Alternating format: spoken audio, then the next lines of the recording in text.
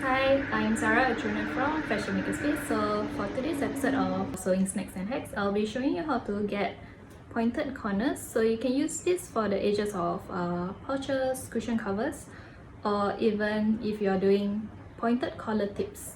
Okay, so stay tuned for these examples.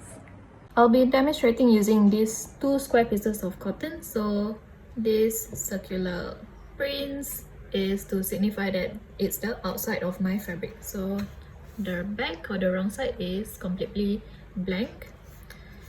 I'm gonna put it right side onto right side like this, and I'll be using 1 cm seam allowance to sew 3 sides, so on the right side, bottom and right side. So it'll be like a mini U-shaped kind of pouch.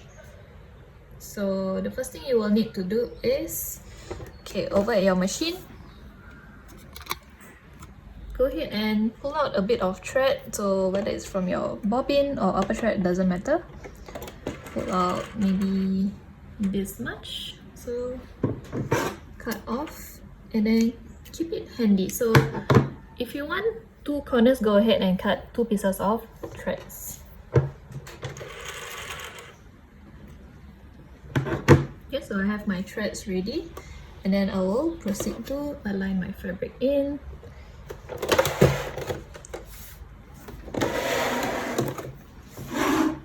I will align it at 1 cm seam allowance. So over here, 10 mm is same as 1 cm. So start to sew as per normal. Align the edge of your fabric together. Needle down first using the hand wheel. Press the foot down and sew your lock stitch. Okay, so when you're about to reach the end, make sure you stop before 1 cm at the bottom. Okay, so don't exceed 1 cm seam allowance at the bottom, otherwise you will have to unpick. So go ahead slowly. Okay, bring my needle down or anchor it down. And then what you can do to check whether the remaining length is 1 cm is to lift up your footer. So make sure your needle is right through the fabric and then pivot your fabric around. Okay, so for mine over here, it aligns exactly at 1 cm. If you are away, let's say you still got one more stitch, go ahead and pivot it back and then sew one more stitch or a few more stitches depending on how far away you are from the edge. Lift the footer and then pivot it, and then continue on to the next edge. Do the same thing, lift and pivot it around to check. So right now it is at 1 cm again. Okay, so over here I have 3 sewn sides, and let's say if you're making a bag that is already overlocked on the inside and it doesn't have any lining, you would not want to notch the edge close to the corner. So I'll be showing you the folding technique to get a pointed edge. So how you fold it is, follow this seam line, fold it downwards, and then the other line, use it as a guide and fold. So you will end up with this pointy edge, which you can turn it over right side out.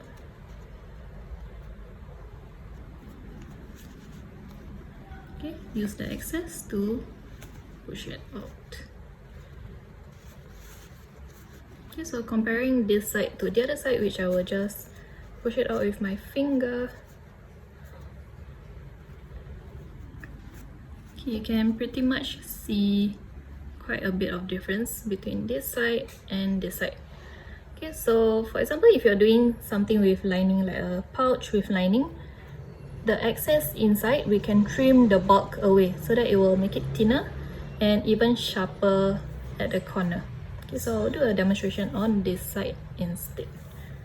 So turn it back to the wrong side, and then this excess, I will not cut too close to the sewing thread, otherwise when you pull it out, it might fray and then there will be a hole at the corner. So cut a diagonal. I will leave about 2 mm away from the edge, but not too much, and then another diagonal So you're trimming off this excess.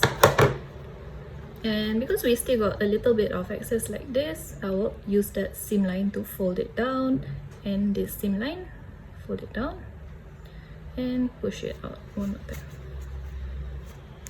Okay, so you may use this technique if you're not planning to use it as a bag that will see or will expose the inside, because you have a raw edge on the inside. So this is the edge that we have trimmed off, and you get it pretty pointy.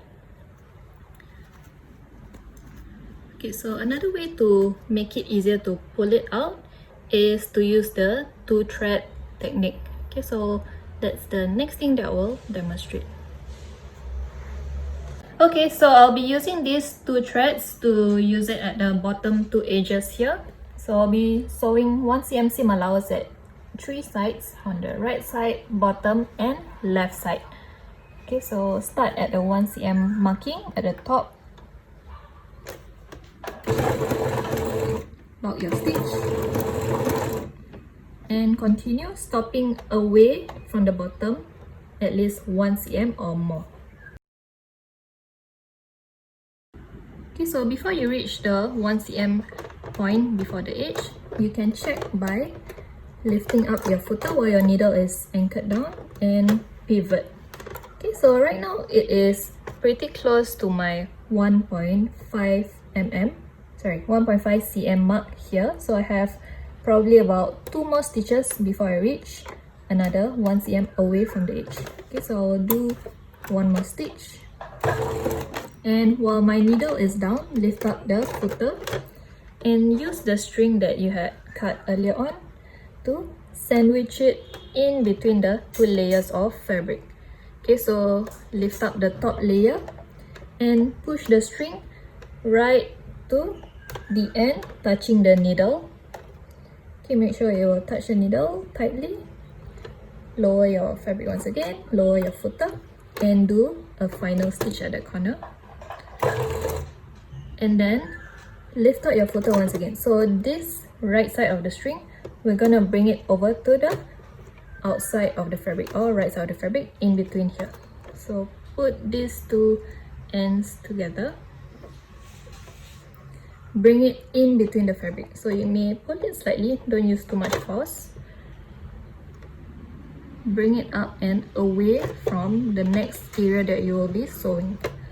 Pivot your fabric across and then continue sewing 1 cm seam allowance to the other end. Okay, so remember to stop before 1 cm at this edge here.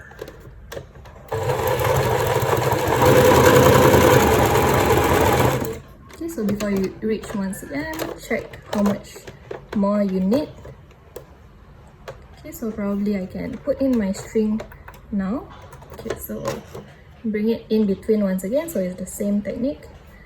In between the fabric while the needle is down, to touch the needle. Make sure your thread is facing the back or towards the back. Lower the presser foot and then do 1 more stitch.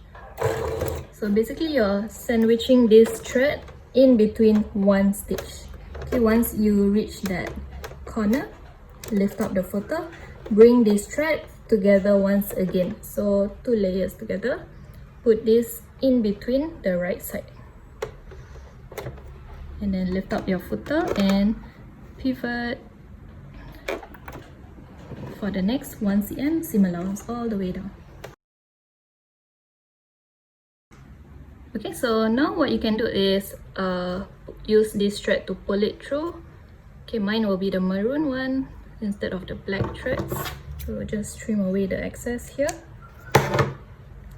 Okay, so depending whether you have lining or you prefer to overlock the edges here, you can use the same technique as earlier to fold it along the seam line. So you get a sharp point at the corner. And at the same time, these 2 strings are a great help to pull out the corners. So let me just show you. Okay, I'll use the other string as well. So what it does is it helps you to pull out the ends to a sharp point. So pull it out and this other side. Okay, but do not pull it out too hard, otherwise you might break the threads. Okay, so there you go. And this other corner, instead of being rounded, you may pull it and you get a very sharp point like that. Okay, so far this is the best technique to get a really pointed corner, especially for the ends of collars where you have something narrower than right angle, so it's even more pointier than this. Okay, so another thing to note is if you're using fabrics like tweed, which is quite thick and then it tends to fray a lot, do not cut in too much bulk on the inside, otherwise when you pull this thread out, you might get the fraying bits out and you might have a little hole at the corners as well. Okay, so the thinner your fabrics, the more pointy your ends will be. Okay, and then of course these two extra tails, you may just pull out one strand and then everything else will just slide out. Okay, just pull